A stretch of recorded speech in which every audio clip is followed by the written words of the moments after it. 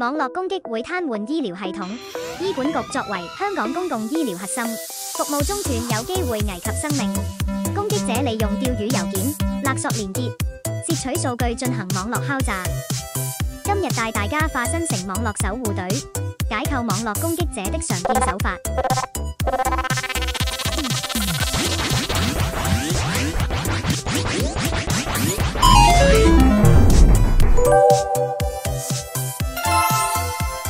假冒醫管局高層或資訊科技部門的郵件，聲稱職員可領取醫管局特別津貼和遞交個人資料，聲稱你的賬戶已被黑客攻擊，請提供私人密碼作登入，聲稱某團體送出演唱會門票作誘惑。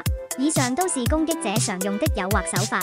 網絡攻擊者手法不斷進化，遇到懷疑郵件，可報告至資訊科技部門。